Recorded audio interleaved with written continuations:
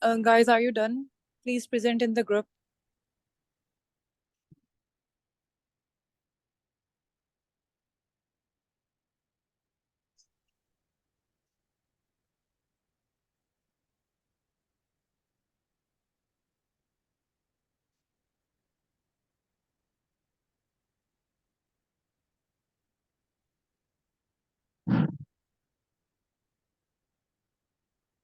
बच्चे नीचे आकर टेनिस लगाकर नीचे खाने के लिए जाए तब दोनों से लगाकर नीचे आए फिर टेनिस लगाए फिर खाना खाने जाए।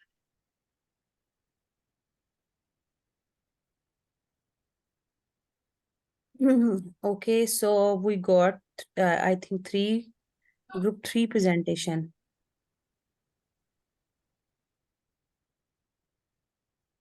So, who is going to present from you? Who is the group leader? Kindly mention and present this presentation.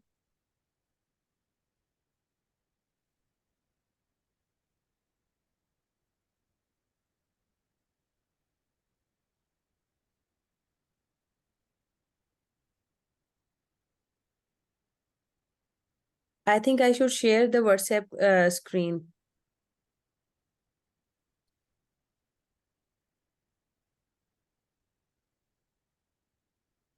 Do you people see? Yes, ma'am. Okay, who will present from your group? Please kindly mention. Assalamu alaikum, ma'am. My name is Walaikum Zainab salam. Naman. Welcome, Zainab. So, can you explain this? Ma'am, since you said that meta-analysis would be just analyzing and reviewing the previously done researches, so I don't think that ethical consent would be needed for meta-analysis since they would be conducting any researches themselves. Then I was a bit confused. We were a bit confused in the study setting row, but this was the one that we thought that fit best here. Study population. In original article, it is required to collect all the data, whether by observational studies or experimental, and in meta-analysis, we would just describe the context that has been previously shared in the other researches. Okay. In method of search, in meta-analysis, we would be carrying out searches in databases such as PubMed and Google Scholar that Sir told us about yesterday. However, in the when writing an original article, we would be discussing the sample that we had collected ourselves. And data sources in meta-analysis would be existing studies, while in original article, it should be newly collected data. I hope we did it well. We did it right. Thank you. You presented it well. You are almost near to it. A few mistakes, I will clear that. Otherwise, I'm very happy that you got that. And I will like to ask other people, kindly share your presentations. And we got 2, 3 more. That's great. So I'm going to share the presentation from group 2. Kindly nominate your group leader. Okay, And Assalamualaikum, ma'am. I'm okay, Mariam Tariq from third year MBBS Aziz Fatma Medical College, Faizabad. So, firstly, in ethical consent in meta-analysis, because we are dealing with previously done studies, and those studies, when they were done, they took the consent, so no need of consent in the case of meta-analysis, but it is required in the case of original article. Talking about study settings in meta-analysis, when we are making PICO, for example, we are discussing diabetic population only, then we are specifying the population in meta-analysis, but in original article, we can take the population as per our convenience or whatever we want to take. okay. In case of study population, there is a data collection in the case of original article, but there is the extraction of data from the already done researches in the case of meta-analysis, and we are searching the articles from databases in the case of meta-analysis, but we are describing our sample size and doing the data collection in the case of original article, and data source is existing studies in meta-analysis, and we are collecting new data in the case of original articles. Okay, you presented well, and I'm greatly thankful कि आपने understand किया इसको, और almost you are also near to the real situation. So now there is another group. ये group मुझे नजर नहीं आ रहा. आमना इनायत ने ये message किया है. और can you see this screen where I have shared the pictures Amna Inayat has sent to the group? Can you people see? Yes, ma'am. Hmm? It's visible. Okay, okay, it's visible. So, Amna, please, can you carry on?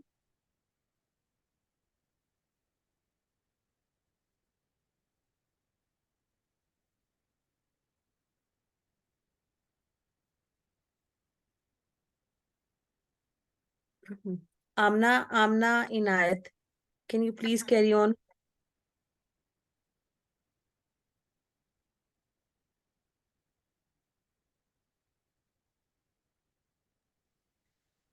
Someone Ji, else from her group can also present. yes, someone else.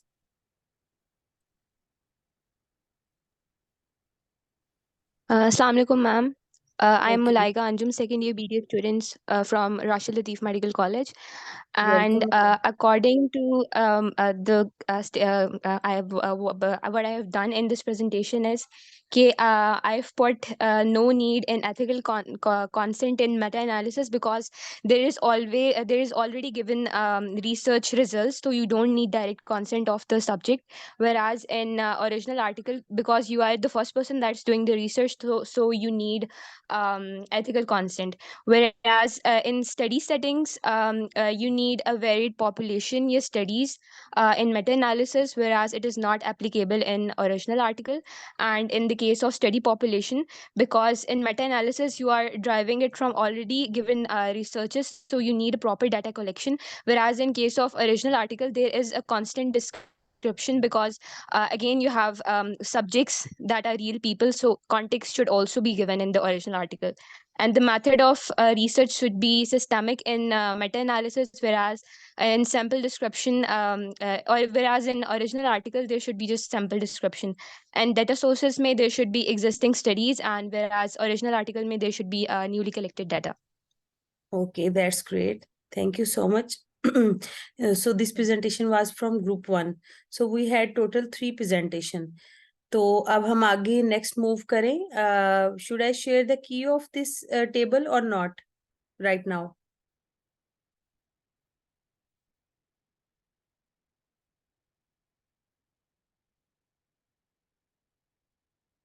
Okay, fine. So I'm going to share the key of this article, this table. So my screen is visible, I think. Comparison में, ठीक है? आपको नजर आ रही है मेरी screen? Okay. अच्छा जी, जो एस्पेक्ट है एथिकल कंसेंट का, मेटा एनालिसिस में हम बात करें तो हमें इसकी बिल्कुल ज़रूरत नहीं है, और ओरिजिनल आर्टिकल में हमें इसकी ज़रूरत है. डेफिनेटली एथिकल कंसेंट के बगैर आप ओरिजिनल आर्टिकल जो है वो पब्लिश कर ही नहीं सकते.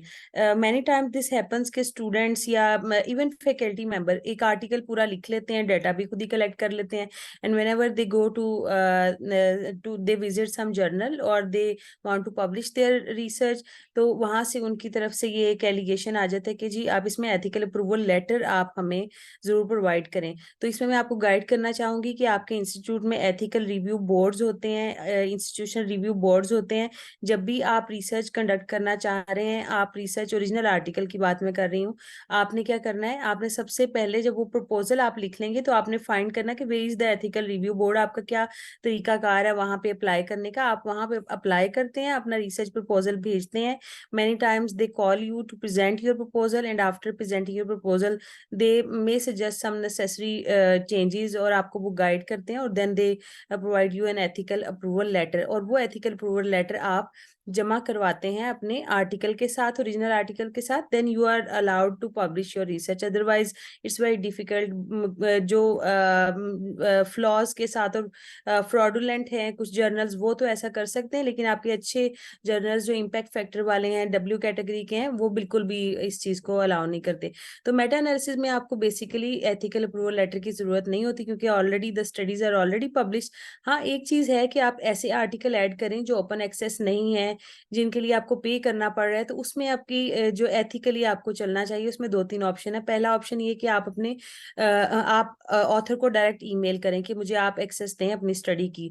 वो अगर आपको अलाउ कर देता है, डेफिनेटली ऑथर्स अक्सर स्टूडेंट्स को तो खास तौर पे अलाउ कर देते हैं, तो आप वो उनकी तरफ से ये जो परमिशन है उसे आप अटैच कर सकते हैं अपने डॉक्यूमेंट्स के साथ कि हमने जो स्टडीज इसमें इंक्लूड की हैं जो ओपन एक्सेस नहीं थी, जो हर एक को पब्लिकली अवेलेबल नहीं थी, उनकी हमने एक्सेस ऑथर को ईमेल करके अचीव की है।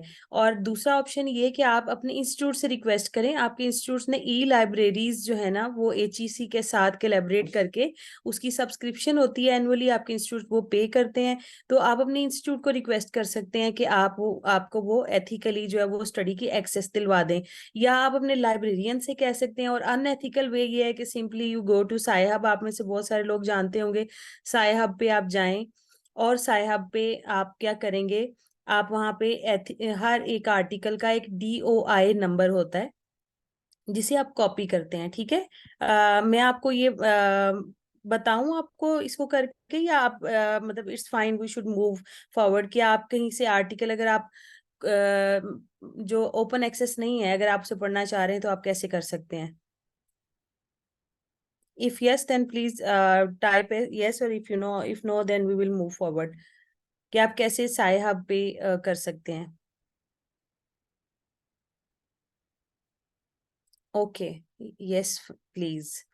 So we are moving towards our screen, Google Chrome. Okay. So can you people see this Google Chrome? अच्छा जी, अब इसमें आपको ये टैब मैं आपको दिखा रही हूँ, मैंने टाइप किया साइहब, ठीक है। साइहब आपको ये विजिबल है मेरी स्क्रीन इस वक्त? मैंने साइहब ओपन कर लिया। ओके, मैंने अब क्लिक किया साइहब को, ठीक है। चलें, अब मैं चाह रही हूँ कि मैं एक ऐसा आर्टिकल जो मुझे पब्लिकली अवेलेबल नहीं है मैं उसे सर्च करूँ। फॉर एग्जांपल हम जाते हैं गूगल स्कॉलर पे, ठीक है। एक तो गूगल स्कॉलर जब आपने यूज करना है तो आपने कोशिश करनी है, ये हम गूगल स्कॉलर पे चले गए। अब यहाँ पे मैंने इमोशनल इंटेलिजेंस, मैं बार बार एक ही चीज पे इसलिए फोकस कर रही हूँ ताकि हम ना एक ही चीज को सर्च करें। इमोशनल इंटेलिजेंस पे मैंने एक आर्टिकल सर्च किया, ठीक है। अब मैंने यहाँ से अपनी सेटिंग कस्टमाइज की। Can you see my cursor, the cursor of my laptop, can you see? Please respond. Okay, ये मैंने सेटिंग की है जहाँ पे लिखा हुआ कि 2019, 20, 23, आप कौन सी जगह से, आप कौन से ईयर से आगे आर्टिकल लेना चाह रहे हैं। बेसिकली जब भी आप पब्लिश करते हैं तो आपसे कहा जाता है कि आप 5 ईयर्स से ज्यादा बियॉन्ड जो पुरानी रिसर्च है उन आर्टिकल्स को अपने रिसर्च में शामिल ना करें। तो मैंने कहा कि चलिए मुझे सिंस 2019 चाहिए, ठीक है। तो मैंने ये 2019 से सिलेक्ट कर लिया, ठीक है। तो अब यहाँ मेरे पास आ गए models of emotional intelligence, review emotional intelligence and it's relationship with stress coping style, ये 2020 में पब्लिश हुआ। हम इस आर्टिकल को खोल लेते हैं, ठीक है। अब ये आर्टिकल जो है इसमें HTML लिखा हुआ है और इसमें कहीं मुझे कोई ऐसा ऑप्शन नहीं नजर आ रहा कि मैं इस आर्टिकल को उसका PDF ले लेती हूँ। वैसे यहाँ पे इन्होंने PDF का ऑप्शन भी दिया हो। फॉर एग्जाम्पल अगर ये ओपन एक्सेस ना होता और PDF उन्होंने ना दिया हो तो हम क्या करते। मेरा कर्सर इस वक्त जो है ना एक चीज को हाईलाइट कर रहा है, एक एड्रेस को, ठीक है।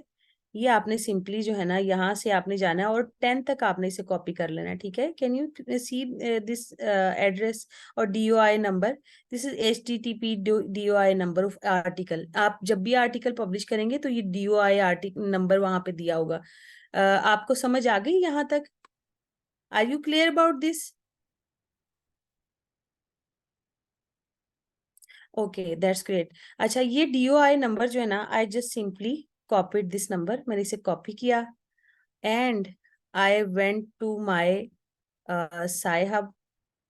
ये कैसे मिनिमाइज होगा? अच्छा, नीचे करते जी, मैंने ये साइहब पे मैं गई and I just pasted that number to SciHub. अभी मेरी साइहब की स्क्रीन आई होप आपको नजर आ रही होगी। अब मैंने ओपन पे सिलेक्ट कर लिया, ठीक है, ये मैंने पेस्ट किया, then I selected open.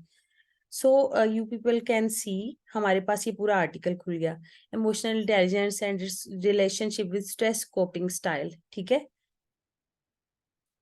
Are you clear about this? यहाँ तक आपको समझ आ गई कि मैंने कैसे इसको कॉपी किया और कैसे पेस्ट किया, कैसे ये आर्टिकल खुला? Okay fine, that's great. अच्छा जी, अब हमने इसको, यहाँ पे एक डाउनलोड का ऑप्शन है, आप यहाँ पे जो कर्सर नजर आ रहा होगा आपको, यहाँ पे डाउनलोड मैंने क्लिक कर दिया, ठीक है। तो अब ये मेरे डाउनलोड्स में चला गया, ठीक है ना। मुझे उसने पूछा कि आपने कहाँ सेव करना है, तो मैंने कहा जी कि इसको आप डाउनलोड्स में सेव कर दें, देन इट गॉट सेव्ड। अब आप इस आर्टिकल को आराम से ओपन कर सकते हैं, निकाल सकते हैं और आप इसको जब मर्जी पढ़ सकते हैं, ठीक है।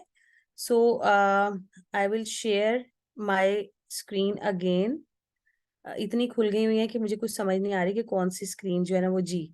तो हम आगे जी कि हमें हम किस तरह जो है वो इलीगली, वैसे ये वाला तरीका जो है ना, आपने बताना नहीं कि हमें ये वाला तरीका बताया गया है, ठीक है। It's illegal to download the article, that is not publicly available. तो दूसरा हमारा जो था वो था स्टडी सेटिंग। स्टडी सेटिंग जो है ना, यहाँ पे थोड़ी से कंफ्यूज थे आप, यहाँ पे नॉट एप्लीकेबल। आपकी जो मेटा एनालिसिस में स्टडी सेटिंग एप्लीकेबल हो ही नहीं सकती, क्योंकि आप कितनी स्टडीज की सेटिंग उसमें इंक्लूड करेंगे, वो तो ऑलरेडी स्टडीज हुई हुई हैं, आप किसी एक सेटिंग में नहीं जा रहे, ठीक है।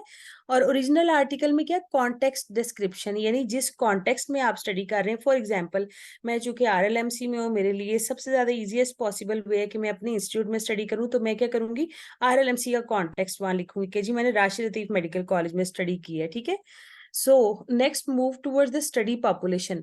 अब स्टडी पॉपुलेशन इसमें वेरीड है, बहुत सारी पॉपुलेशन है। हमने हो सकता है कि इमोशनल इंटेलिजेंस पे हम स्टडी कर रहे हैं और स्टूडेंट्स पे ही हम कर रहे हैं, लेकिन वो स्टूडेंट मेडिकल स्टूडेंट भी हो सकते हैं, इंजीनियरिंग के भी हो सकते हैं। हमारे टॉपिक में सिर्फ स्टूडेंट्स का जिक्र है, categorically medical student for example mention नहीं है। तो हमारी पॉपुलेशन क्या हुई, वेरी कर गई, कुछ मेडिकल स्टूडेंट, कुछ इंजीनियरिंग के स्टूडेंट, कुछ हो सकता है प्री मेड के स्टूडेंट हो, कुछ लाइफ साइंसेज के हों, बायोमेडिकल साइंसेज के हों। तो हमारी पॉपुलेशन वेरी कर गई और हमारे पास जो है वो स्टडीज पॉपुलेशन आ गई इसमें बल्कि, ठीक है।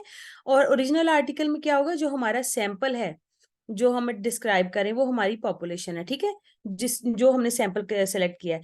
मेथड ऑफ सर्च सिंपली आप सबने सही बताया कि सिस्टमैटिक रिसर्च है, डेटा बेसिस के जरिए, और ओरिजिनल में आप डाटा कलेक्ट करते हैं। फिर उसके बाद डाटा सोर्स आपके पास क्या है मेटा एनालिसिस में, दैट इज एग्जिस्टिंग स्टडीज, और आप उसमें ओरिजिनल आर्टिकल में न्यू डेटा कलेक्ट करते हैं, ठीक है। तो अब हम दोबारा जो है वो उस पे आते हैं। अब मेरे ख्याल है ये क्लियर हो गया होगा। मैं पावर पॉइंट पे आती हूँ, ठीक है। सो मेरे ख्याल है आप शायद आप बोर हो रहे हो, number of people are getting fewer by the time. तो अब मैं आ रही हूँ अपनी मेन प्रेजेंटेशन पे, ठीक है।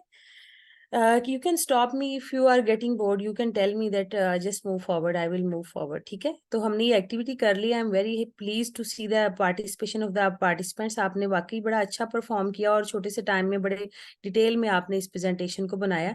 तो हमने पहला लर्निंग ऑब्जेक्टिव अचीव कर लिया, that was type of research article. Next जो हमारा लर्निंग ऑब्जेक्टिव है that is familiarize with STROBE guidelines, ठीक है। हमने ये आर्टिकल, जो ओरिजिनल आर्टिकल है, वो हमने किस बेसिस पे लिखना है, ठीक है। Okay, thank you Abdullah. अच्छा जी, तो हमारा जो अगला था वो था फेमिलराइज विद स्ट्रोक गाइडलाइन, ठीक है। हम गाइडलाइंस कैसे फेमिलराइज करेंगे, ठीक है ना। तो स्ट्रोक गाइडलाइन का स्कोप क्या है, हम मकसद क्या है इनका, ठीक है। तो इसकी किसकी एब्रीवेशन है, ये strobe is strengthening of reporting of observational studies in epidemiology, ठीक है, guidelines enhancing the transparency and quality in reporting observational research, ठीक है। By understanding and applying stop guideline, researcher को क्या फायदा होता है, दे ensure the robust and credible research reporting, ठीक है ना। तो हम इसका मकसद क्या है कि हम बता सकें कि जब हमने ये रिसर्च करना शुरू की तो हमने प्लान कैसे किया और व्हाट वाज डन, हम रिसर्च कर किया क्या, हमने रिसर्च में प्लानिंग क्या की हमने, और बाद में एक्टिवली क्या परफॉर्म किया हमने एक्चुअली, और फिर हमें उसका नतीजा क्या मिला, क्या रिजल्ट्स हमें मिले, और उन रिजल्ट से हमने कंक्लूजन क्या ड्रॉ किया। तो what is the scope and purpose of stop guideline, ठीक है। स्टॉप गाइडलाइन बेसिकली ये 22 आइटम्स की एक चेकलिस्ट है, यानी इसमें 22 सवाल हैं या 22 आइटम हैं। और ये किन स्टडीज के लिए आप करते हैं, ये स्टडीज जो है ना वो मैंने आप कल डॉक्टर एस एन ने बताया था, ऑब्जर्वेशनल स्टडीज जो होती हैं उनके लिए हम स्टॉप गाइडलाइंस यूज करते हैं। ऑब्जर्वेशनल स्टडीज में कोहॉर्ट स्टडी आ जाती हैं, केस कंट्रोल आ जाती हैं एंड क्रॉस सेक्शनल स्टडीज आ जाती हैं, ठीक है ना। और अब इसमें इसके मेन कंटेंट क्या है, ठीक है। सबसे पहला कंटेंट है टाइटल एंड एब्स्ट्रैक्ट। आप कोई भी आर्टिकल निकालते हैं तो उसमें आप टाइटल और एब्स्ट्रैक्ट देखते हैं, ठीक है। Then you go through the introduction, then methods, then results and discussion section of the article. तो 18 आइटम्स वो बता रहे हैं इसमें कॉमन है थ्री स्टडीज के लिए, यानी कोहॉर्ट, केस कंट्रोल और क्रॉस सेक्शनल के लिए, and some of the items are not common to all studies, ठीक है। तो ऑब्जेक्टिव क्या है, ताकि हम अपनी रिपोर्टिंग को स्ट्रेंथन कर सकें। तो ये स्टॉप गाइडलाइन होती क्या है ये मैंने आपको बता दिया। We are now familiarized with STROBE guideline. अब हम चेक करेंगे कि इसमें इसके डिफरेंट कंपोनेंट्स क्या हैं, ठीक है। और फिर हम इसे एनालाइज करेंगे एक स्टॉप कंप्लाइंट गाइडलाइन को। तो कंटेंट ऑफ स्टॉप गाइडलाइन क्या है, ठीक है। बेसिकली आप कोई भी आर्टिकल जब स्टडी करते हैं तो उसमें 5 कंपोनेंट्स होते हैं, ठीक है। पहला कंपोनेंट है उसका टाइटल एंड एब्स्ट्रैक्ट, ठीक है। उसमें एक आइटम है वो हम डिस्कस करेंगे। दूसरा कंटेंट है इसका इंट्रोडक्शन, ठीक है। इंट्रोडक्शन में हम कल डॉक्टर एस एन ने आपको बड़ी डिटेल में बताया था कि इंट्रोडक्शन के कंपोनेंट में हम किस तरह गूगल स्कॉलर, पबमेड इन जगहों से रेफरेंस लेते हैं, ठीक है। फिर उसके बाद आ जाता है methodology, then comes results and the fifth component is discussion, ठीक है। I would like someone to repeat all these 5 contents ताकि मुझे पता चले कि आप एक्टिवली इन्वॉल्व हैं इसमें या नहीं है, ठीक है। काइंडली चैट बॉक्स में जो है ना वो मुझे लिखें ये सारे स्टेप्स, ठीक है। कौन कौन से कंपोनेंट हैं जो स्टॉप गाइडलाइन में आते हैं। Basically stop guideline article, original article के कंपोनेंट्स को शो कर रही है कि हम किस तरह लिख रहे हैं इनको, ठीक है ना जी। टाइटल एंड एब्स्ट्रैक्ट,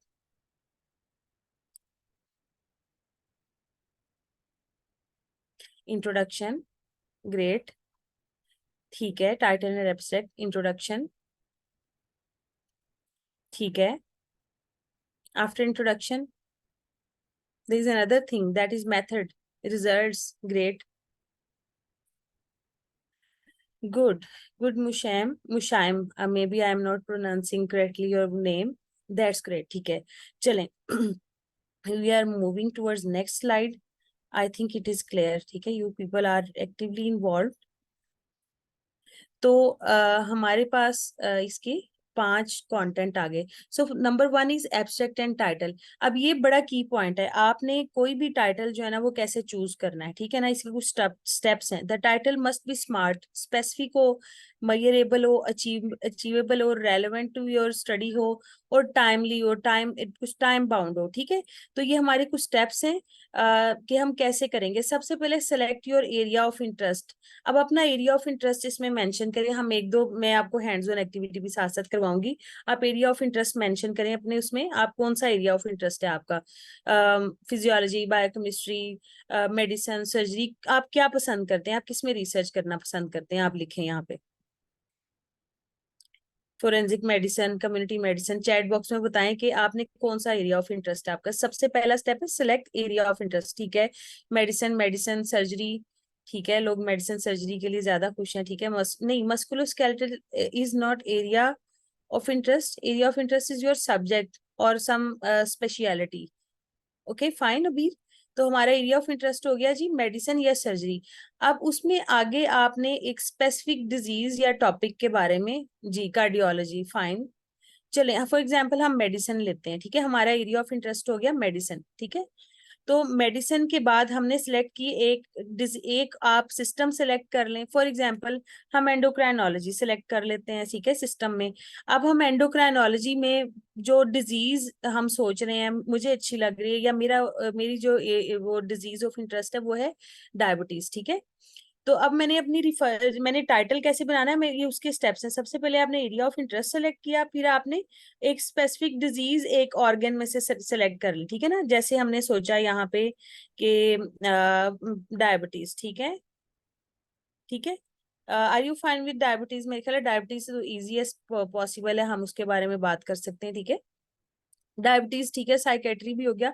अच्छा, डायबिटीज हमने सिलेक्ट कर ली। अब हम क्या करेंगे, जब हमने जब एक डिजीज पे हम काम कर रहे हैं तो हमने उसके लिए कुछ वर्कअप भी करना है, ठीक है। अब आप ऑलरेडी उसका एक बैकग्राउंड नॉलेज आपके पास होना चाहिए कि डायबिटीज के रिस्क फैक्टर क्या है, ट्रीटमेंट ऑप्शन क्या है, डायग्नोसिस क्या है, फॉर एग्जाम्पल, ठीक है ना। तो हम क्या करते हैं कि हम बात करते हैं डायबिटीज की कॉम्प्लिकेशंस के बारे में, ठीक है ना, कि डायबिटीज की क्या कॉम्प्लिकेशन है। तो हम कॉम्प्लिकेशंस के बारे में सर्च करेंगे, ठीक है।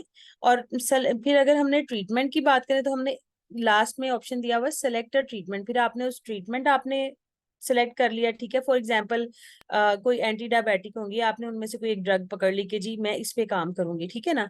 तो अब उसके बाद आपने रिसर्च क्वेश्चन बनाना है, प्रॉब्लम स्टेटमेंट बनानी कि उस ड्रग के बारे में आप क्या सोच रही हैं, क्या प्रॉब्लम है, आप उसका रिसर्च का आपका मकसद क्या है। कोई तो आपके जहन में सवाल आया होगा ना। फॉर एग्जाम्पल मैं ट्रीटमेंट की तरफ नहीं जा रही, ठीक है ना।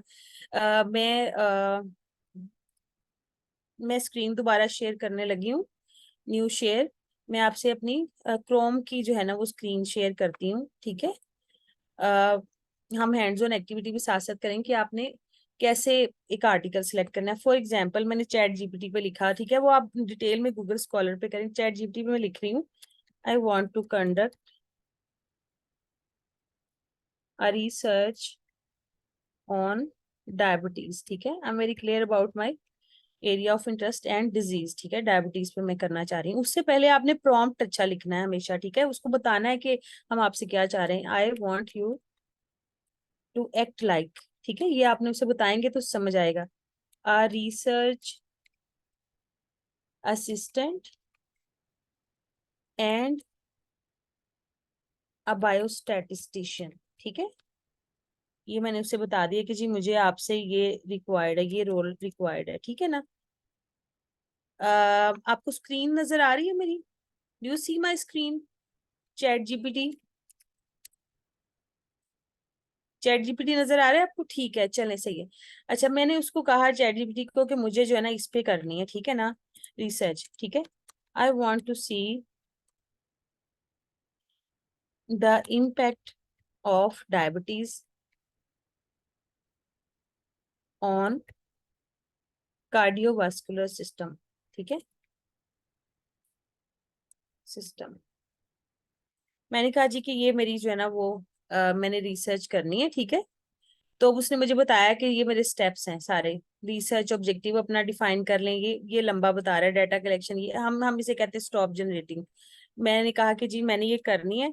Suggest what could be my problem statement, ठीक है। आपका रिसर्च क्वेश्चन क्या है, ठीक है, स्टेटमेंट एंड रिसर्च क्वेश्चन, ठीक है।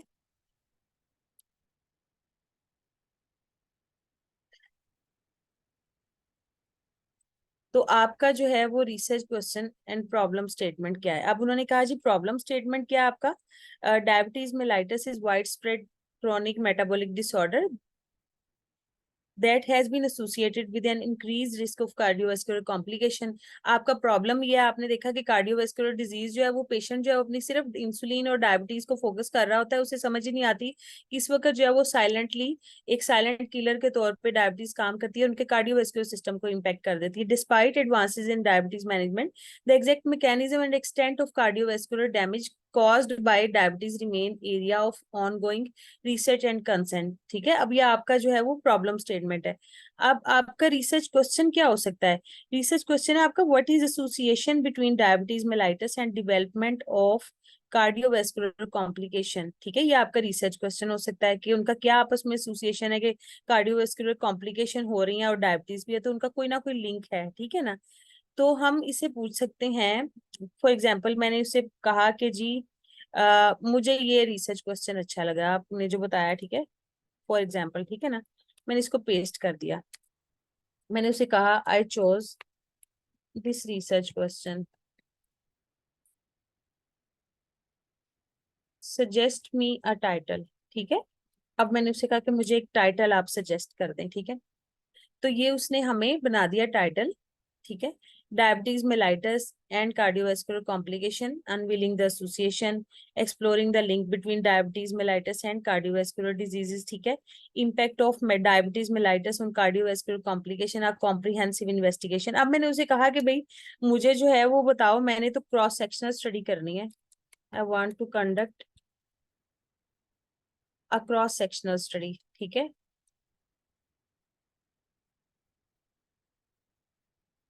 Suggest a relevant topic, relevant title, fine. अब उसने हमें जो है वो रेलेवेंट टाइटल दे दिया उसने, ठीक है।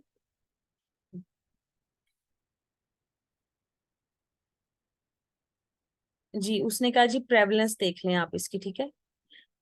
अच्छा, अब प्रेवलेंस जब भी आपने देखनी है ना, तो आप प्रेवलेंस कोई 100 पेशेंट्स 200 पे नहीं देख सकते, ठीक है। तो आपसे बताएं, I have a small study population, ठीक है,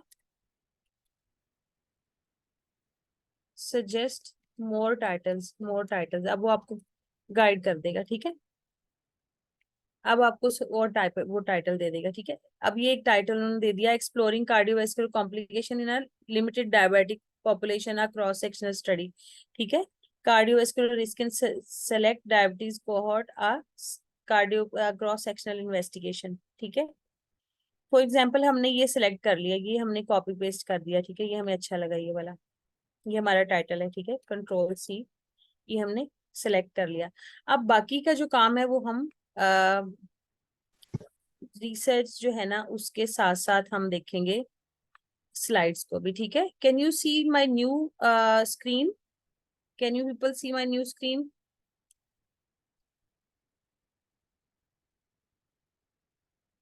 okay fine, that's great.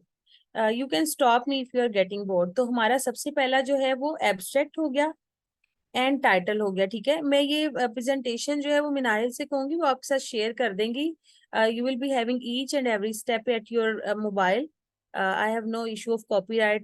The purpose of this whole session was to familiarize you people with the research. तो इसमें कोई कबाहत नहीं कि मैं शेयर करूं। हमने सबसे पहले एरिया ऑफ इंटरेस्ट सेलेक्ट कर लिया, फिर हमने डिजीज कर ली, फिर हमने सोचा जी कि हमें आप उसकी कॉम्प्लिकेशन देख लें, और फिर हमने उसके बाद जो रिसर्च क्वेश्चन भी बना लिया, जो हमने कहा जी स्मार्ट होना चाहिए, ठीक है ना। उसमें हमने पॉपुलेशन बता दी, स्मार्ट कैसे, पॉपुलेशन भी बता दी हमने, डिजीज भी बता दी क्वेश्चन में। We are going towards abstract, ठीक है। एब्स्ट्रैक्ट, आपने एब्स्ट्रैक्ट क्या होता है? Basically abstract is the sneak peek of whole of the research article. आपने अगर आर्टिकल पढ़ना है तो आप सिर्फ उसका एब्स्ट्रैक्ट पढ़ के अंदाजा लगा सकते हैं कि इसके अंदर उन्होंने क्या किया हुआ है, क्या मेथोडोलॉजी, क्या रिजल्ट्स हैं, आपके काम का है या नहीं है, आपने इसको पढ़ के अपना कोई नया आइडिया जनरेट करना है या नहीं, ठीक है। Abstract is like a short summary or sneak peek of a book or a research paper. It comprises a brief narration of objective of the research, method, results and conclusion. हर चीज इसके अंदर लिखी होती है। So the next item or next segment of the STOP guideline is introduction. यानी जब आप article लिखेंगे तो पहला काम तो आपने टाइटल सेलेक्ट करने कर लिया, और दूसरा जो है एब्स्ट्रैक्ट लिखने का। बेसिकली वैसे एब्स्ट्रैक्ट जो है वो लिखते सबसे एंड पे, जब आप पूरी स्टडी कर लेंगे तभी तो आप समराइज कर पाएंगे ना हमने स्टडी में क्या किया है। तो लिखते सीक्वेंस के साथ उसमें एब्स्ट्रैक्ट सेकंड नंबर पे, लेकिन आइडियली जो है ना जब इसे कंप्लीट कर लेते हैं रिसर्च को तब आप इसको लिखते हैं। उस सेगमेंट को आप उस पोर्शन में हेडिंग दे देते हैं, लेकिन उसे एम्प्टी छोड़ते हैं और इंट्रोडक्शन तक आप चले जाते हैं, ठीक है। Sorry ma'am to disturb you. Meeting end होने वाली है. I'll reshare the link, guys. So please join in again. Okay मुझे वैसे भी लग रहा है कि काफी वो लंबा होता जा रहा है, तो लोग बोर ना हो रहे हो। नहीं नहीं ma'am, it's going really good.